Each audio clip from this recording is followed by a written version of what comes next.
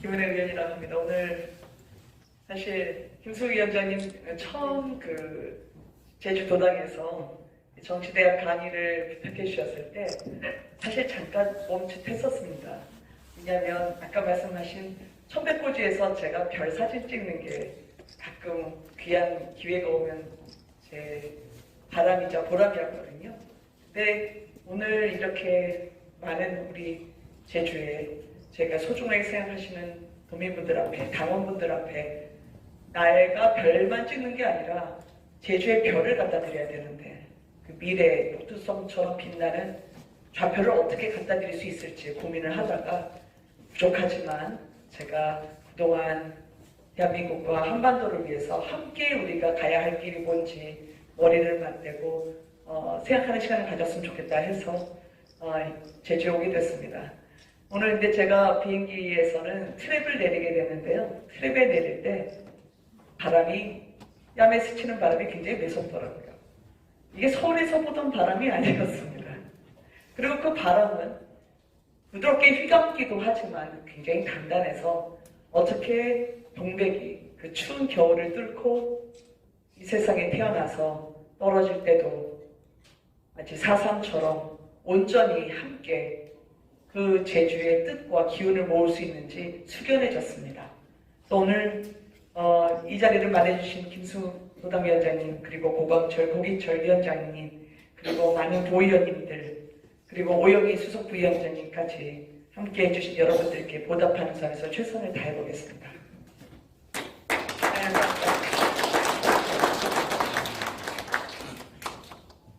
저는 어디를 누르면 될까요? 여기를 누르면 될까요? 들어갑니까? 아니죠. 눌러볼까요? 네. 저는 93년에 문화방송의 기자로 저의 사회생활을 시작을 했습니다. 지금 왼쪽에 보이는 거는 1999년이고요. 오른쪽에 보이는 거는 2010년에 MBN의 뉴스 앤 이슈라고 하는 프로그램을 진행했을 때 모습인데 이 보시는 사진과 실물은 차이가 있을 뿐만 아니라 사진도 상당히 기술이 많이 들어갔습니다.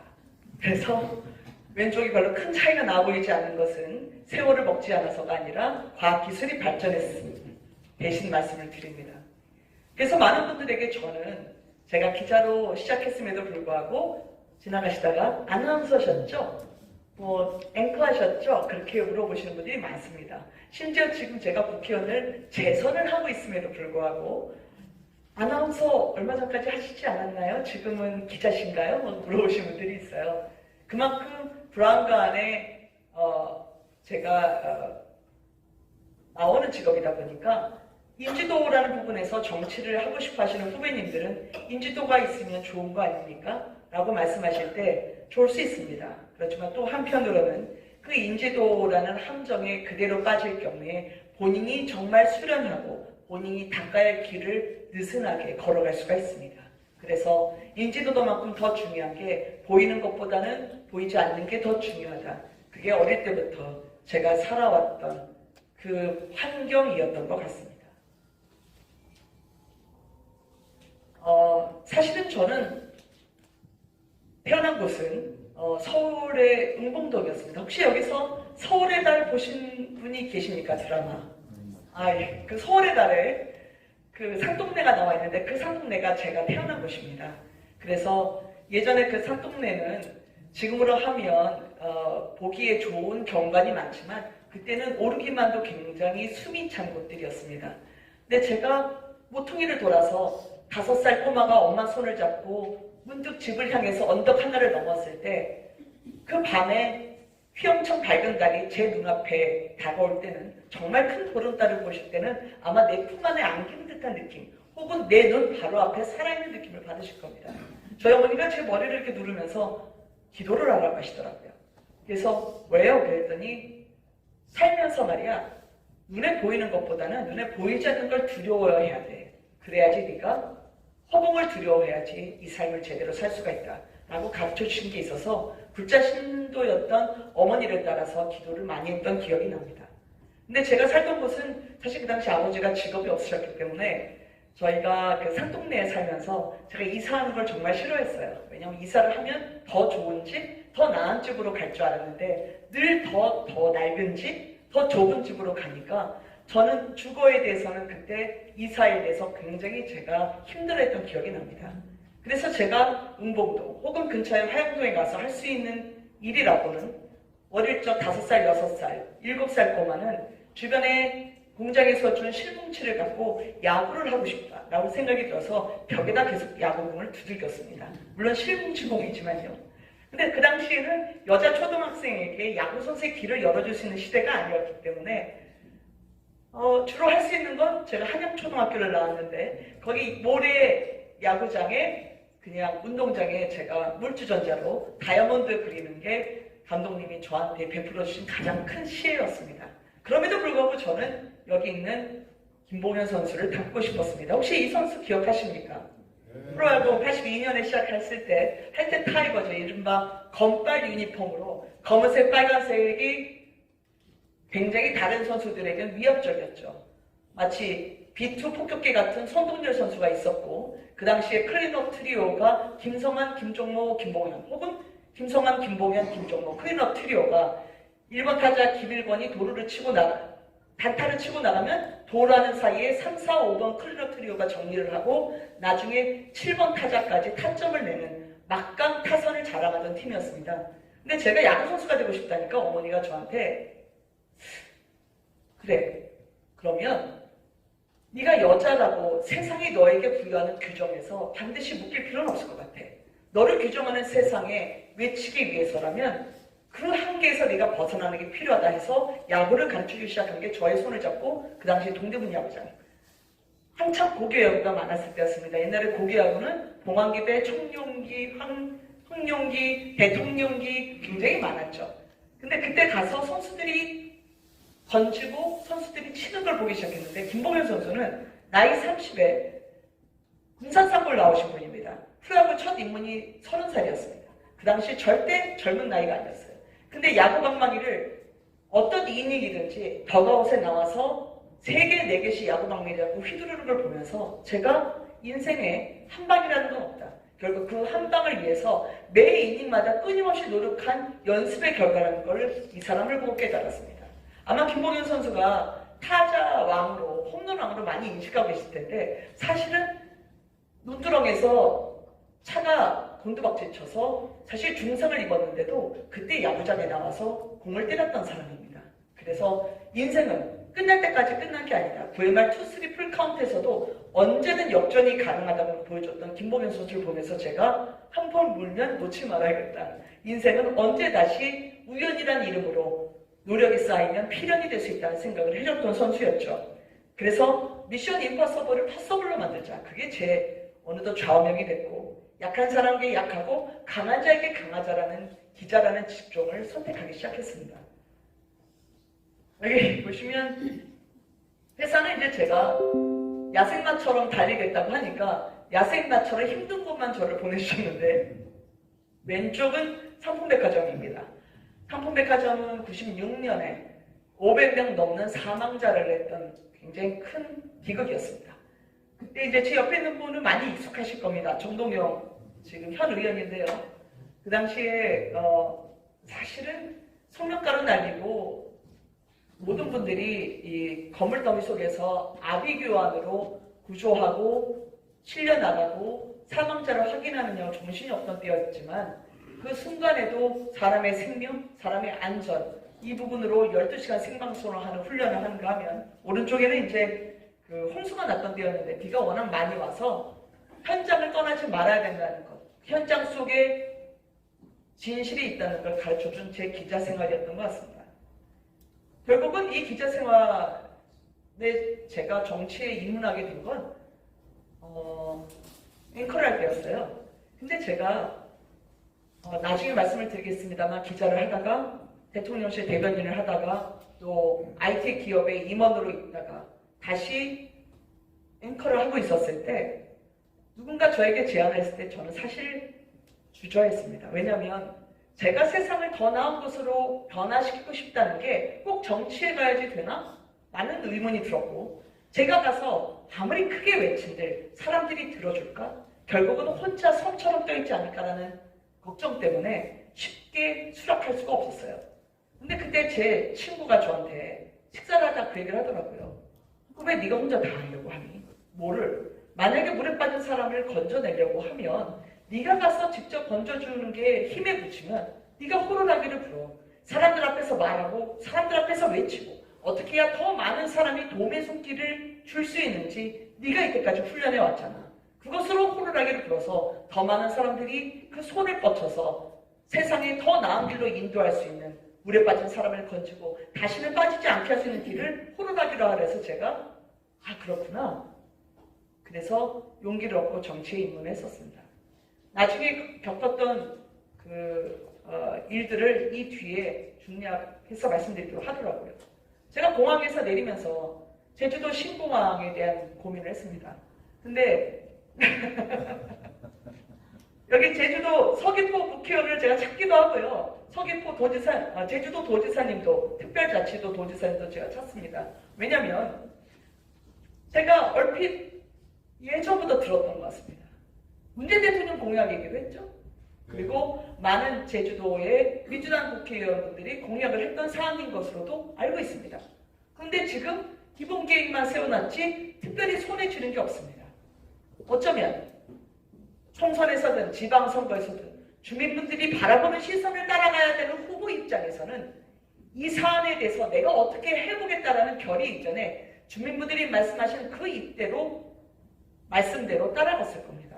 그런데 환경단체가 얘기하면 쭈뼛, 주민분들의 투표를 해보면 5대5라 쭈뼛, 여론조사가 나오면 박빙의 차로 우위가 있든 열위가 있든 내가 어느 편에 서는 게 불리할까, 그 주판을만 굴리는 사이에 저는 신공항이 아직 중심을 잡지 못하고 있다고 생각합니다. 저는 이게 역량과 능력의 문제가 아니라고 생각합니다. 저는 이게 의지의 문제라고 생각합니다. 의지가 있었다면 진작됐었을 것입니다. 제주도를 생각하는 진정한 마음의 결심이 있었다면 벌써부터 문재인 대통령 때부터 됐을 거라고 생각합니다. 왜 휘청이죠? 왜 혼란에 빠지게 하죠? 그것은 제주도민이 마음속에 있지 않고 자신이 마음속에 있기 때문이라고 생각합니다. 사고의 중심이 자기부터 시작한다면 절대 도민을 위한 도정과 의정을 할 수가 없다고 저는 생각합니다. 그래서 감히 제주도 특별자치도지사님, 서귀포 국회의원님 어디 계시냐고 묻고 싶은 겁니다. 외지인이지만. 그러면 내가 마음속에 있지 않고 사고의 중심이 내가 아니고 국민이 있다면 우리는 어떻게 해야 될까요? 물론 어제 판결로 어떤 분들은 괜찮다고 생각할지 모르겠지만 어떤 분들은 패인 가슴을 안고 이 자리에 오셨을 거라고 생각합니다. 그렇지만 저는 쉽게 포기하거나 좌절하지 않습니다. 왜냐하면 국민을 믿기 때문입니다. 여기 이제 이재명 대표가 지난번에 러시아 우크라이나 전쟁을 아시죠? 그 우크라이나 전쟁에 한국군을 전환 분석팀으로 파견하겠다. 전환 분석팀이란 지금 전쟁이 단순한 옛날에 재래식 무기가 아니라 정보전, 심리전, 그리고 국지전 속에서도 드론까지 나오는 첨단 무기 전쟁으로 벌어지고 있기 때문에 지금 한반도 바로 근방에서 벌어지는 이 전쟁에 우리가 가져야 할 정보전의 중요성이 너무 절실해서 전환 분석팀을 한국에서 파견하겠다니까 이재명 대표가 했던 말이 전쟁 못해서 안달이냐라는 거였습니다. 그래서 우리가 가서 북한군을 고문하겠다는 거냐, 북한 포로를. 그래서 고문 신문조를 파견한 포로 신문조, 고문 기술을 전수하겠다는 거냐, 라는 취지의 발언을 회의에서 했습니다. 저는 제 귀를 의심했습니다. 왜냐면요, 단순한 사실 하나만 말씀드리겠습니다. 제네바 협약에 따르면 전쟁 중에 있는 포로를 제3국이 신문하거나 고문할 수 없습니다. 제네바 협약에 대한 무지에서 비롯된 발상이죠. 그러나 일일이 찾아보지 않는 한 많은 사람들에게는 고문 안 되지 라는 인식을 심어주기 충분한 만큼 우리의 정치의 속도는 빠릅니다. 두 번째, 전쟁 못해서 안달이라뇨. 우크라이나 러시아 전쟁이 지금 1년 넘게 펼쳐지고 있습니다. 우크라이나는 사실은 러시아의 긴 압제에 시달리다가 2차 대전 뒤에 해방이 됐지만 여전히 러시아는 우크라이나를 본인의 소국으로 생각하죠. 왜? 아시아로 가는 관문이 우크라이나인데다가 거기는 세계의 기록한 땅 때문에 밀과 옥수수의 생산량이 전 세계의 10%를 차지할 정도로 곡창지대입니다. 그 곡창지대를 빼앗기는 순간, 아시아로 가는 관문이 차단되는 순간 러시아의 위력이 제한되기 때문에 우크라이나는 반드시 러시아가 점령해야 되는 전략적 요충지이기도 합니다. 그 국민들의 생명과 재산은 아랑곳없고요. 그런데 그 우크라이나가 그럼에도 1년 넘게 버티고 있습니다. 왜 그런지 아십니까? 제가 우크라이나에서 들어보니까요. 우크라이나 예비군과 우크라이나 현역들이 러시아의 4분의 1, 기껏해야 4분의 1 정도밖에 안 될 거예요. 그럼에도 버티는 게 최근에 국지전으로 실전을 많이 했습니다. 주변에서 끊임없는 작은 전투들이 있었고 그 전투에 파견돼서 이분들이 실전 경험을 쌓다 보니까 러시아처럼 큰 전쟁을 못하고 러시아 군들이 뭘 해야 될지 그냥 작전만 보고 따라하는 것과 실전을 익힌 우크라이나군이 다른 거예요. 그러니까 다윗에 맞서서 골리앗에 맞서서 다윗이 버티는 겁니다. 또 하나 발견한 게 있죠. 드론. 혹시 여러분 화면에서 우크라이나가 날린 드론이 러시아에 대한 공격을 한 거 보신 적이 있나요? 그게 불을 뿜는 드론도 있고요. 자살을 하는 드론도 있습니다. 이 드론이 우크라이나의 지형상, 우크라이나를 제가 한번 갔었는데 전쟁 때 우크라이나가 평야가 많아요. 그렇기 때문에 뭐든지 공중에 물체가 뜨면 금방 식별이 가능합니다. 그런데 우크라이나 드론은 이른바 로이터링 어미니션이라 해서 자살 드론을 개발을 했는데 그게 뭐냐면 평야에 모든 것이 이제 결핍이 성장을 견인하죠. 우크라이나 평야에서 눈에 잘 띄는 드론의 단점을 보완해서 러시아에 들어갈 때 적군의 시선에 잡히지 않게 그렇지만 유효하게 상대를 타격할 수 있는 방법을 개발해서 로이터링 어미니션이라는 걸 부른 겁니다. 자살 드론인데요. 이게 드론이라는 게 바로 쏴서 상대를 가격하는 게 아닙니다. 한동안 허공에 떠 있습니다. 적의 눈에 드러나지 않는 곳에서 1시간이고 24시간이고 떠 있다가 작전이 입력이 되면 거기서 바로 자살 폭탄이 되든지 아니면 거기서 바로 폭탄을 떨어뜨리지 하는 게 자살 드론입니다. 이런 식으로 게릴라전을 하고 있는 거죠. 공중에서 펼쳐지는 게릴라전으로 어떻게든 버티고 있습니다. 그러면 우리나라의 북한군이 여기 지금 파견이 돼서 거의 그 앞에서 총알바지를 하고 있는데 드론을 보고 러시아의 육군을 보고 지상전을 보고 그렇게 습득한 북한군과 아무것도 하지 않은 채 상대국에서 우리나라의 위해가 가할지 모르는 핵무기 전술이 북한에 입력되지도 모르는 상황에서 팔짱을 껴야 되겠습니까? 우리 국민의 안보와 생명과 재산을 위해서는 보내야죠. 보내서 전쟁을 배워야죠. 그리고 어떻게든지 드론 기술이라든지 지금 이 세상에서 벌어지는 전쟁의 개념을 습득해야 우리도 우리 국민을 지킬 거 아닙니까? 그런데 전쟁 못해서 안달이라고요. 북한과 러시아에 우리 국민을 다치게 할 수 있는 핵무기가 거래가 될 수도 있는데 전쟁을 얘기하다니요. 저는 그거는 우리 국민의 눈을 가리는 행위라고 생각을 합니다. 제가 그러면 이 같은 국제 정세 속에서 국민을 지키기 위해서 제주는 어떻게 지켜나가야 되느냐. 인구를 잠깐 제가 살펴봤습니다. 작년까지 인구가 조금 늘어났지만 올해 좀 주춤하면서 약간 줄더라고요. 다만 50대, 60대, 70대 여기서 보면 여기 파란색이 50대, 60대, 70대를 다 합친 인구수고요. 여기 하늘색으로 보이는 게 20대에서 40대까지입니다. 그리고 10대가 노란색인데 우리의 초등학교 학생들, 10대 중학교 학생들까지는 조금씩 인구가 줄어들고 있고 그리고 50대, 60대, 70대가 많아지면서 노령화 지수로 하면 제주가 142.1% 높아지고 있습니다. 근데 제가 아까 천백고지 말씀드렸던 것처럼 제주에는 그래도 칠성처럼 떠서 이같이 인구가 노령화된다 하더라도 젊은이들이 몰려올 수 있는 것 그리고 많은 청년층들이 찾을 수 있는 것으로 성장시키는 게 저희 중앙정부의 의무이자 역할이라고 생각합니다. 그러려고 제가 온 겁니다.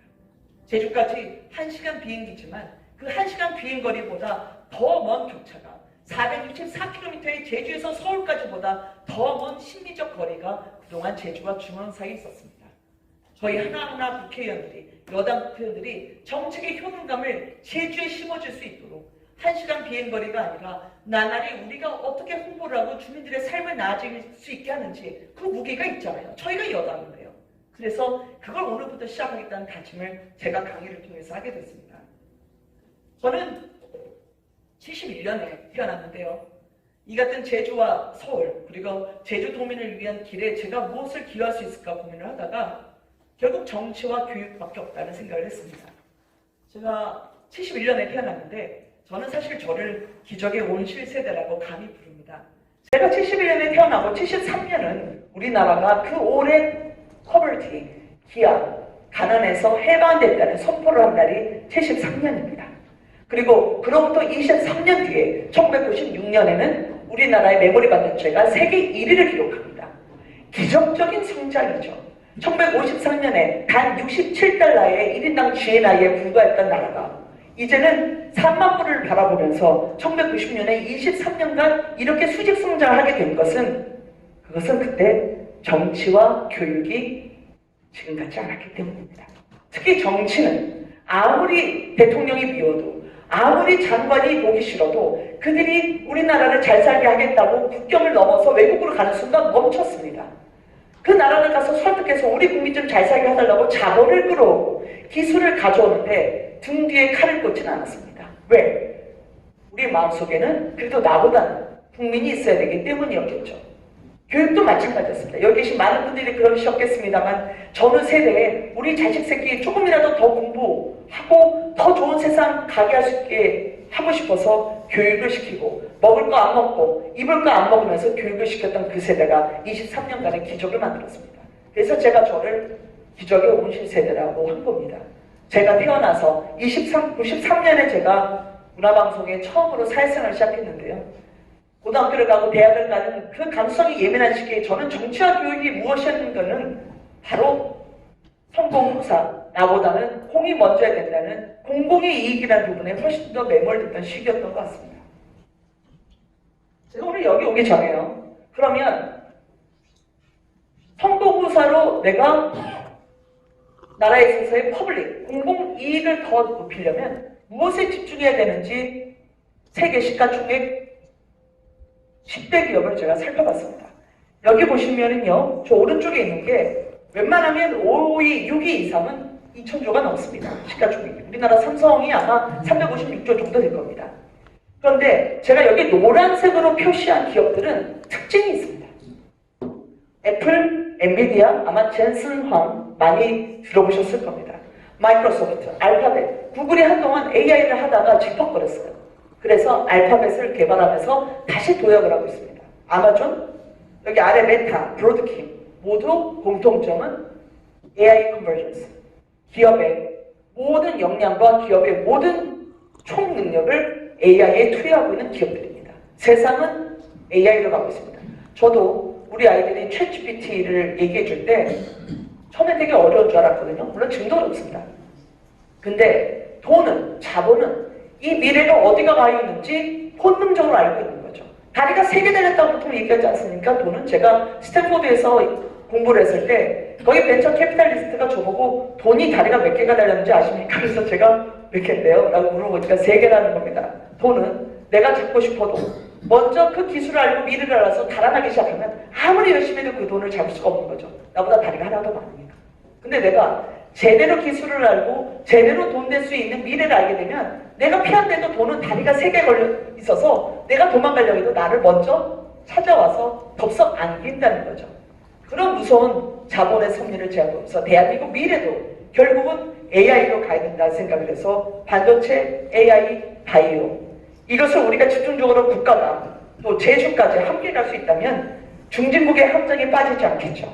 그러나 선진국으로 갈 수 있으려면 적어도 지금 우리 기로에 선 우리나라는 이것을 1차 산업을 한다 하더라도 농업을 한다 하더라도 기본적으로 농업의 생산성을 높이려면 대체작물을 우리가 기를 수 있으려면 적어도 과학적 데이터로 제주를 뒷받침해 줘야 된다고 저는 생각했습니다.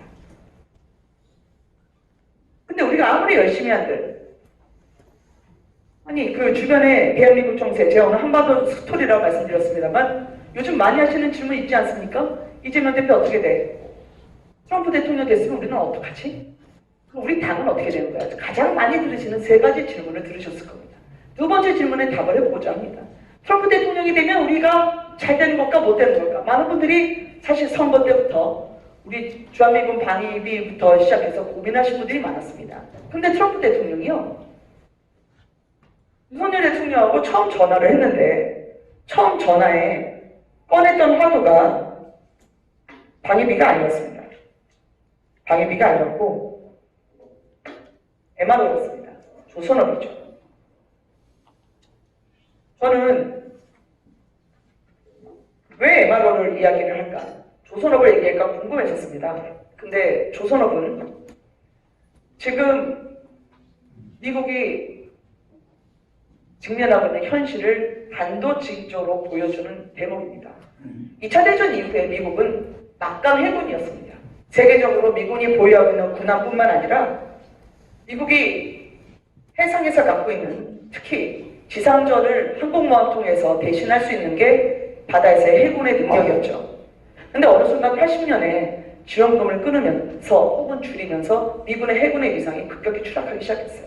그래서 중국과 지금 대만과의 전쟁이 일촉즉발인 상황에서 미국이 군함을 보유하고 있는 것과 또 항공모함을 포함해서 MRO 능력이 되게 필요한데 MRO라는 건 선박을 보수, 유지, 관리하는 거죠. 근데 그게 미국이 현격하게 중국에 뒤지기 시작하면서 특히 군함 건조는 2030년이 되면 중국이 한 460이 될 거고 미국은 한 260척이 될 겁니다. 그러면 해상 제공권을 분명히 빼앗기게 될 거란 말이죠. 그럼 그러려면 미국이 지금 선박을 만드는 것보다 선박을 해체해서 퇴역시키는 게 더 빠르다고 얘기할 정도로 선박을 못 만들고 있는데 우리나라처럼 막강한 조선업의 기술을 가지고 있는 나라에게 손을 벌려서 너희들이 우리 해군의 MRO, 보수 정비, 유지를 해줘. 그리고 이지스함처럼 세종대왕함처럼 그걸 만들어줘 라고 하는 건 우리에게 기회가 되는 겁니다. 저는 초반에 전화가 이렇게 풀리는 거 보고 깜짝 놀랐습니다. 기본적으로 우리에게 블루오션이 열리고 있다고 저는 생각하는 거죠. 그 위기 속에서도 어쩌면 오션에서 블루오션이 열리나? 제가 속으로 웃었었는데 반드시 우리에게 나쁜 악영향만 있는 건 아니다. 위기를 기회로 만들 수 있는 그 노력이 필요하다고 제가 생각을 했습니다. 아까도 건설에서도 할 수 있는 부분이 많겠죠. 원전에서도 할 수 있는 부분이 많겠죠. 특히 방산. 이 방산 중에 저희가 정상 간의 신뢰가 굉장히 중요하다는 말씀을 드리려고 했던 게 뭐냐면 여기 뒤에 보시면요. 제가 통계를 하나 가져왔는데 어느 사이인가 우리나라의 외국인 투자가 역대 최고로 늘고 있습니다. 22년에 300억 달러였는데 30조죠. 그 다음에 23년에 327억 달러로 전대미문의 자본이 우리나라 기업을 투자하고 있습니다. 우리나라 기업에 투자되는 돈은 그냥 외국으로 가는 게 아닙니다. 여기서 생산했던 상품들이 수출이 되죠. 그리고 투자했던 그 기업으로 다시 상품이 가게 되면 우리는 수출로 활로를 삼을 수 있는 경제에서 유일한 돌파구가 열리고 있는 겁니다. 다 잘해야 되지만 정상 간의 신뢰가 굉장히 중요합니다.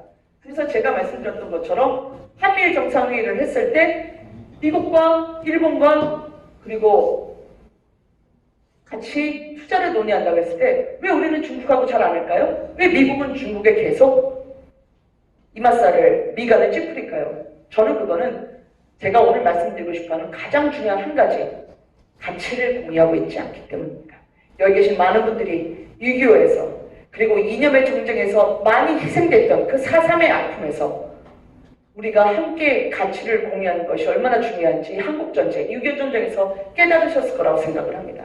미군에 단 한 번 보지 못한 사람들을 구하겠다고 3만 명이 미군 전사가 희생이 됐습니다.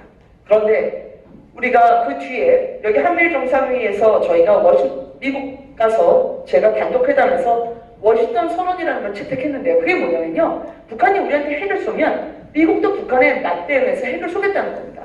근데 그 핵이 네가 쐈으니까 내가 쏘는 거는 장군 멍군이 아니거든요. 그거는 내가 너와 자유민주주의 시장경제라는 가치를 공유하고 있다. 너와 나는 어떤 목숨에 위협이 온다 하더라도 우리가 놓지 말아야 할 그 자유, 그 자유를 공유하고 있기 때문에 형제여, 내가 너를 도와주고 네가 어려울 때 함께 있겠다라고 맹세를 하는 게 워싱턴 선언이었거든요. 심지어 핵으로 북이 우리를 공격한다 하더라도 다시 핵으로 미국이 핵으로 쏘면 어떻게 되겠습니까? 뉴욕도 초토화되거나 ICBM 개발해가지고 북한이 다시 로스앤젤레스까지 갈 수도 있겠죠. 그렇지만 자신 국민들이 피해를 본다 하더라도 우리 동맹, 피로스 맺은 동맹은 지키겠다는 그 표현이 워싱턴 선언이었고 그 안보가 경제가 되고 믿음이 있기 때문에 경제 협력을 할 수 있고 그 안보에 대한 확신 때문에 서로가 수출할 수 있는 토대가 마련된 겁니다. 왜 중국하고 안 하느냐고요? 지금 여기 CCTV 있나요? 여기 CCTV 보면 저희가 모르는 사이에 사실 이 CCTV마저도 우리가 이렇게 실시간 함께 공유하고 있는 것들이 중국에서 누군가 장책상에서 보고 있을 수도 있습니다. 단정할 수 없지만 스파이 앱 때문에 그렇죠. 내가 자판을 누르고 있는데 그 자판이 인터넷으로 연결되지 않았다 하더라도 그 자판에 앱을 넣어서 칩을 넣어서 중국에서 바로 볼 수 있는 그런 안보 기술전이 펼쳐지고 있습니다. 미국이 왜 화웨이에 대해서 계속 차단을 하냐, 미국이 왜 중국 반도체에 대해서 그렇게 두 눈 부릅뜨고 있느냐는 것, 분명히 우리가 약속했던 그 원칙을 중국이 깼기 때문입니다. WTO에 중국이 가입하도록 미국이 공을 많이 들였습니다. 그렇지만 WTO의 원칙이 뭡니까? 공정하고 개방된 무역입니다. 그리고 상호 존중하고 이 약속을 훼손하지 않겠다, 꺾지 않겠다는 공정성에 대한 신뢰의 표방을 해야 되는데, 남의 기술을 빼앗고 남의 기술을 슬쩍 가져와서 아닌 척하고 그러고 나서 스파이에 남의 상황을 몰래 피핑할 수 있는 그런 앱을 심어서 상대국에 보낸다? 그거는 적대행위죠. 그 적국을 어떻게 믿고 경제 거래를 할 수 있겠습니까? 그런 면에서 저는 우리 기업들에게 많은 도전과 경제 위기가 있긴 하지만 우리가 쌓아놨던 정상간의 신뢰를 통해서 우리가 수출을 하고 믿음으로써 서로가 거래를 할 수 있는 그런 안보 환경이 경제 환경을 만들어주고 있다고 저는 생각을 합니다. 저는 분당이라고 하는 수도권 지역구에 있습니다만 많은 분들이 아니 국민의힘은 부자만을 원하지 않나요? 부자 감세만 하지 않나요? 뭐 부자만을 위한 정당이 아닌가요? 아마 여기서 많은 분들이 또 그런 얘기를 들으실 수 있다고 생각합니다. 그러나 저는 오늘 이 실체를 제대로 알려드리고 싶습니다. 이 정부에서, 현 정부에서 문재인 정부 5년을 통틀어서 19만 원을 올렸던 생계급여가 불과 2년 만에 현 정부는 41만 원 올렸습니다. 돈이 많아서요? 재정이 풍부해서요? 남아 도는 돈이 있어서요? 절대 그렇지 않습니다. 이거는 약자에게 약하고 강한 자에게 강해야 되는, 돈이 필요한 분에게, 지원이 필요한 분에게 적시적소에 지원할 수 있는 그 역량은 모든 돈을 그대로 뿌려주는 것이 아니라, 모든 사람에게 나눠주는 것이 아니라 약하신 분들에게, 도움이 필요한 분들에게 저희가 집중적으로 가야겠다는 정부의 철학 때문에 그렇습니다. 노인 일자리도 마찬가지입니다. 어르신 일자리도 사실은 예전에 일자리 하면 그냥 벤치에 있는 새똥 좀 치워주세요, 아니면 강의실에 있는 불 좀 꺼주세요라는 그런 일자리는 어느 청년에게도 어느 중년에게도 자신 삶의 보람을, 내가 태어난 의미를 갖지 않게 합니다. 그렇게 해서 일자리 줘서 무슨 소용이 있습니까? 노인 일자리는 그동안 우리가 살아왔던 삶에서 내가 누군가에게 도움이 되고 내가 누군가에게 기여할 수 있다면 그 보람을 얹어주는 의미 있는 일자리로 벌써 110만 개를 창출하고 있습니다. 30%가 증가했죠. 제가 예전에 대통령실에 대변인으로 있었을 때 저는 지난 이명박 정부 그리고 윤석열 정부에서 왜 이렇게 해외 순방을 많이 나가시지? 저는 되게 의아했었어요. 해외 순방을 나가면 그냥 외국 가서 돈 쓴다고 생각하시지 않을까? 그런 생각을 했는데요. 실제 나가보면서 제가 그런 생각을 했습니다. 거대 담론에서 이제 점점 내려오려고 하는데요. 리투아니아라는 나라가 있습니다. 리투아니아라는 나라는 아까는 저희가 우크라이나는 흑해 연안에 있고 리투아니아는 발트해 상국입니다. 그래서 역시 러시아와 계속 나라를 뺏기고 나라를 되찾아오고 다시 나라를 뺏기는 그 고난의 시절을 1900년대에 거듭됐었습니다. 근데 이 나라가 2차 대전 이후에 해방이 됐어요. 근데 그 순간에도 그때까지 그 즈음에 리투아니아가 세계에서 제일 잘했던 게 있었습니다. 그건 뭐였냐면 리투아니아는 굉장히 조그만 나라예요. 유전자 가위 기술입니다.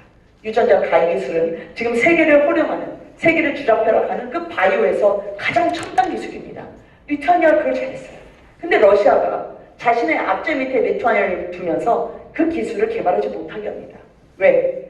러시아가 가져가거나 아니면 러시아 밑에 기술을 통제하는 것이 본인들의 거버넌스를 더 강화할 수 있다고 생각하기 때문에 기술에 대한 발달을 먼저 차단한 겁니다. 옛날에 그 007 영화 같은 거 보시면 C로 시작하는 권총이 많이 나오는데 그게 체코에서도 많이 나왔던 거예요. 체코가 한동안 권총 같은 거 방산에서 굉장히 잘했던 나라입니다. 그러나 공통점, 사회주의 공산국가의 압제 밑에 있던 나라들은 모두가 다 과학기술을 실질적으로 발전시키지 못했어요. 엄청난 민족성과 그렇게 손재주가 좋아서 유전자 가입, 즉 나쁜 유전자의 꼬리를 잘라내고 좋은 유전자를 붙여서 우리의 생명과 국민들의 안전을 지켜줄 수 있는 지구 인류에 헌신할 수 있는 그 좋은 기회를 러시아는 차단한 거죠. 왜 민주당은 과거에 헌법에서 자유를 뺏으려고 했을까요? 이 자유가 우리를 번영하게 하기는 유일한 토대일 거라고 저는 생각을 하는데 왜 그랬을까요? 제가 그렇게 순방을 다니면서 결국은 이 결론에 이르게 됩니다. 자유를 존중하지 않는 권위주의 사회에서는 최고의 과학기술이 나올 수 없습니다. 그래서 왜 과학기술을 얘기할까? 왜 자유를 얘기할까? 되게 약간 뜬구름 잡는 얘기 같잖아요. 그렇지만 한 사람 한 사람의 창의와 한 사람 한 사람의 인격을 존중하면서 너는 다른 사람이야 라고 얘기하는 것과 그렇지만 근데 다 부품이잖아. 나라가 중요하지. 민족이 중요하니까 민족 앞에서는 모두가 하나야. 그러니까 너만 특별하다고 얘기하지 마 라고 하는 것은 그 나라의 존망을 가르는 속도가 될 것입니다. 당신은 나와 다르지. 그러면 다름을 존중하는 것이 자유의 첫걸음입니다. 그러나 너는 나와 다르기 때문에 나는 너를 적으로 낙인 찍고 너를 내가 봉인을 하겠어 라고 하는 나와 다름을 인정하지 않고 다름은 악이라고 얘기하는 어느 당하고 비슷하죠. 우리도 사실은 그렇게 되지 않으려고 노력합니다. 부족함이 많죠. 그렇지만 다양성이라고 하는 것은 다양성 안에서 나라를 발전할 수 있는 원동력의 자유를 위해서 노력하려고 합니다. 우리 당도 사실은 많은 역량 있는 분들, 능력 있는 분들이 굉장히 많지만 우리가 당 상대당을 비판한다 하더라도 그럼 니네 당은 너나 잘해, 너희나 잘해 라고 하는 이야기 많이 듣습니다. 왜? 단결하지 못해서. 단결하고 우리가 스스로 국민들에게 처절하게 나가지를 못해서. 제가 제주 신공항 얘기를 했습니다만 서울 수도권 마찬가지입니다. 철저하게 주민들의 뜻이 뭔지 새기고 나보다 주민들을 먼저 앞세우고 주민들을 위해서 우리가 모든 거 내려놓고 단결하고 열심히 잘할게요. 이런 정책 만들었는데 하나하나 찾아가서 말씀드리고 저희가 잘할게요. 저희가 소통할게요. 제주에 있는 이런 어려운 문제 정부에 가서 얘기하고 정부에 있는 공직자 일로 데려오고 아니면 제주에 있는 걸 올라와서 정부가 만들어서 한 분의 삶이라도 나아지게 할 수 있다면 단 한 분의 삶이라도 질곡에서 헤어나올 수 있게 한다면 저는 비로소 거기서 정치인의 역할이 생긴다고 생각을 했습니다. 제가 여기 책임당원 계십니까? 몇 분 계시죠? 네. 저는 왜 민주당은 권리당원이라고 얘기하고 우리 당은 책임당원이라고 얘기할까 되게 궁금했었습니다. 근데 각각 그 당마다 나름의 사연이 있었을 겁니다. 그런데 저는 권리당원은 나름의 이유가 있겠지만 저는 우리 당식으로 해석을 한다면 우리 당은 국민들의 자유와 그리고 국민들이 획득해야 할 권리와 그리고 국민들이 우리 아이들이 더 나은 세상에 살 수 있도록 모든 얻어야 될 권리를 대신 책임지고 드리는 당이라고 저는 생각을 합니다. 나의 권리보다는 국민을 위해서 내 권리를 내려놓고 책임을 다하는 정당, 책임을 다하는 당원들에게 좋은 것보다는 굳은 일 시키면서 나중에 나 몰라라 하지 말고 그 당원에게 책임을 지는 당 지도부, 책임을 지는 국회의원 하나하나가 되는 것이 우리가 국민들에게 자유민주주의 시장경제라는 국채를 보존하고 나아가야 하는 역할이라고 저는 생각합니다. 신공항도 저는 그래서 책임을 지기 위해서 국토부하고 얘기하려고요. 그래서 제대로 정부에서 할 거 야무지게 따져서 더 이상 쳇바퀴 돌듯이 여기서 외치는 메아리가 허공에 맴돌지 않도록 호루라기가 돼서 서울로 연결되고 정부와 함께 우리 당이 더 도약할 수 있는 길로 나아가게 하려고 합니다. 제가 그 분당에 지금 지역구에서 저도 사실 본의 아니게 제 첫 지역구에서 떠난 뒤에 다른 옆 지역구, 다른 동네로 왔는데요. 같은 분당이지만 사실 선거를 치를 때 주민분들께 인사를 드리고 여기 많은 힘든 선거를 치르셨던 분들 같이 공감하실 겁니다. 이게 그분들께 악수를 하고 인사를 드리고 명함을 드리는 그 손끝 하나에서 내 진심이 전달될까? 굉장히 고민하게 됩니다. 그리고 나를 인정해 주실까? 나는 주민분들을 위해서 잘할 자신이 있는데 희생하고 헌신하고 그렇게 화려한 말은 아니더라도 열심히 할 자신이 있는데 내가 사랑하는 유권자들이 나를 받아줄까라는 고민을 굉장히 많이 했는데 어떻게 그분들께서 다행히 부족한 저를 살펴주셔서 선택을 해주셨습니다. 근데 저는 제 역할은 당선이 됐으니까 이제 됐어. 내 커리어 하나가 쌓였어가 아니라 이제는 그분들이 저를 선택해 주는 게 저한테는 생각지 못했던 기적이었거든요. 전 사실 제가 당선될 거라고 생각을 못했었습니다. 근데 수도권 그 힘든 선거에서 제가 이뤘던 주민들께서 허락해 준 그 기적을 저는 이제 주민 한 분 한 분한테 다시 재탄생에게 심어드리고 싶습니다. 내가 받은 기적이 다른 유권자에게 또 다른 기적으로 거듭날 수 있다면, 내가 받은 기적이 다른 국민들에게 또 작은 기적으로 나뉘어서 탄생할 수 있다면 그게 제가 당선된 이유라고 생각하기 때문에 이 제주도에도 우리의 작은 기적이 새 지역마다 잘 이루어질 수 있도록 제가 열심히 보답하고 제 오른쪽 가슴에 달린 이 동백, 겨울에 태어나고 떨어지더라도 자신의 온전한 모습을 갖추는 그 절개꽃 동백처럼 아픔을 어루만질 수 있는 4.3까지 그렇게 60% 이상이 직간접적으로 연결됐던 그 4.3의 아픔도 함께하고 명예회복을 하고 보상을 해드리고 됐다고 하실 때까지 저희의 지치지 않는 노력으로 다가서는 노력을 게을리하지 않겠습니다. 감사합니다. 오늘 고맙습니다.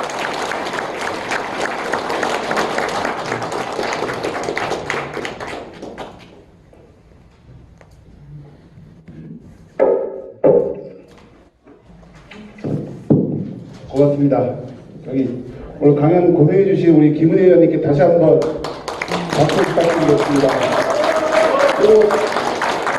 그리고 여러분들이 질문을 하고 싶어 하시는 분들이 계신 것 같아서 질문 뭐 몇 가지만 이렇게 간략하게 받도록 하겠습니다. 혹시 뭐 질문하고 싶으신 분 계신가요? 우리 감사합니다. 예, 우리 언론인분께서 질문을 해주시겠다고 합니다.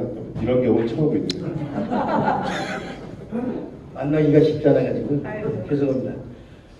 어제 SNS 통해 가지고 매사 똑 부러진 한동훈에 대한 이 글을 아주 감명 깊게 읽었습니다.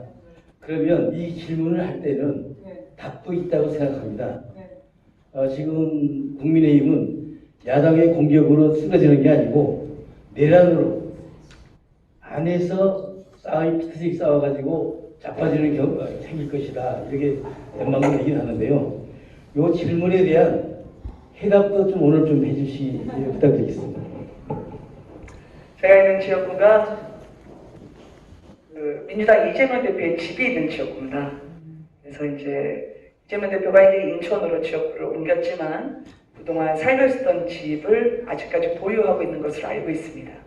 그러다 보니까 여기 제가 이번에 지역구에서 선거를 할 때 저와 함께했던 그 민주당 상대 후보님이 8년 동안 현역으로 국회의원으로 있었던 지역구예요.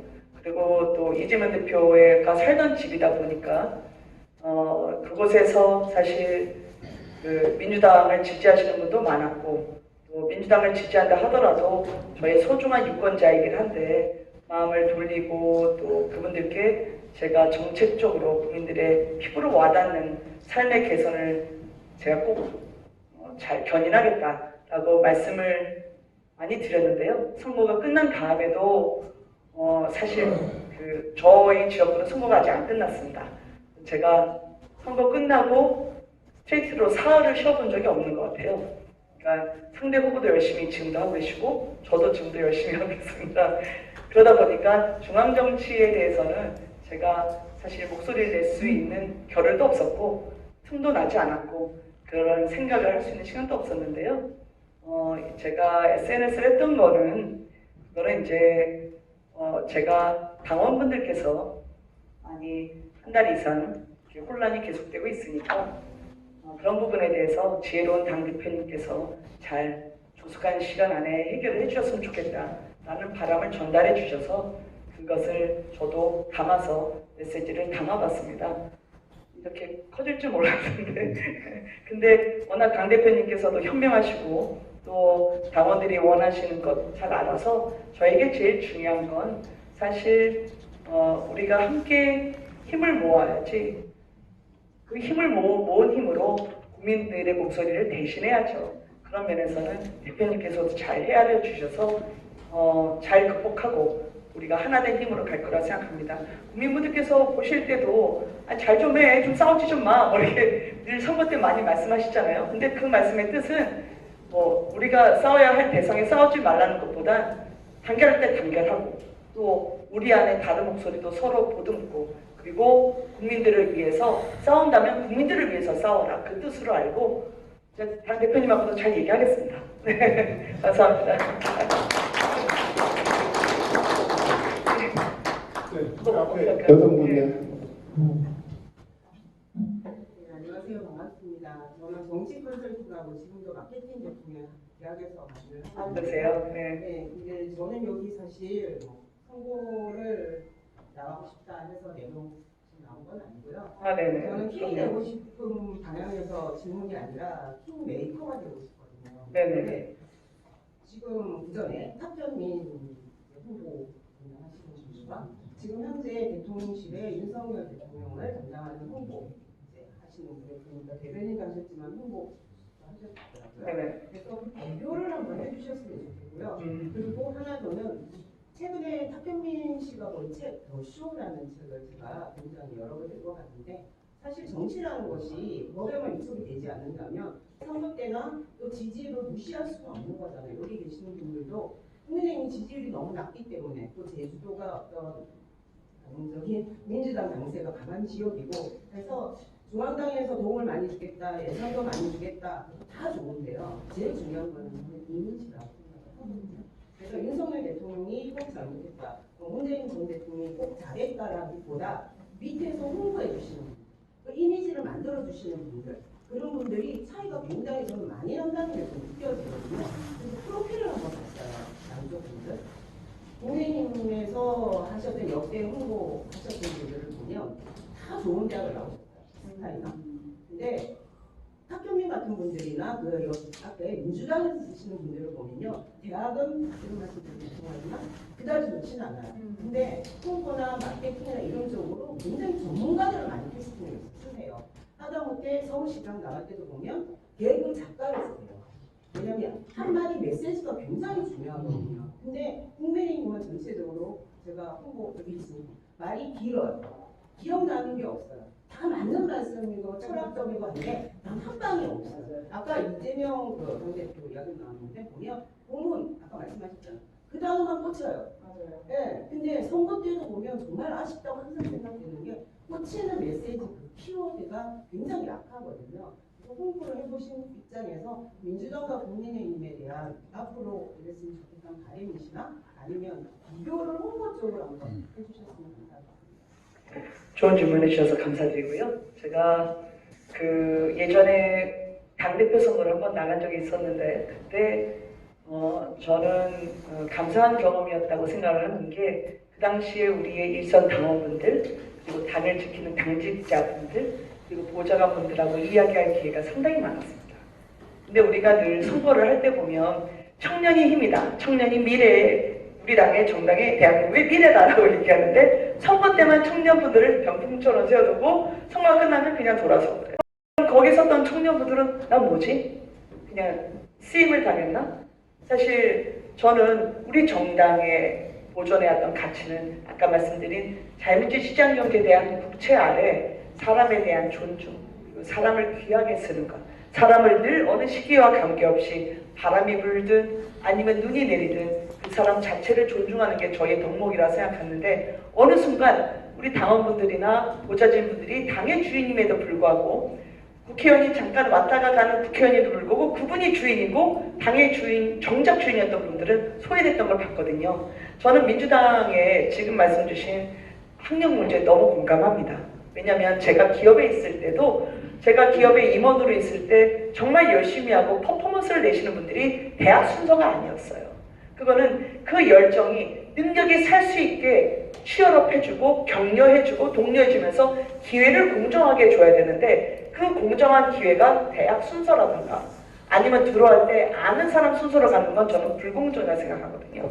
그래서 어느 순간 민주당은 학력과 관계없이 정말 풀뿌리처럼 보좌관을 했던 분, 당직자였던 분, 그리고 이 안에서 전문가를 했던 학력은 떨어지만 그런 분들을 넓게 구했다는 생각이 들어서 저는 그 부분에 대해서 우리 당이 배워야 된다고 생각을 합니다. 그리고 국회의원도 지금 제가 민주당하고 같이 R&D 경쟁이 붙었는데 민주당에서는 관련 출신도 있고 또는 전공 분야에 오랫동안 했던 분들이 올라오기 시작했거든요. 우리도 분발해야 된다 저는 생각을 해요. 우리도 좋은 분들이 많지만 같이 국회 의정 활동을 하다 보면 누가 더 치열하게 공부하느냐에 따라서 국민들의 삶이 달려져 있다고 생각하고요. 홍보는 제가 그 홍보소를 했기 때문에 제가 오히려 잘 못해가지고 죄송하죠. 그리고 이미지라고 하는 부분은 아까 말씀드린 거와 똑같습니다.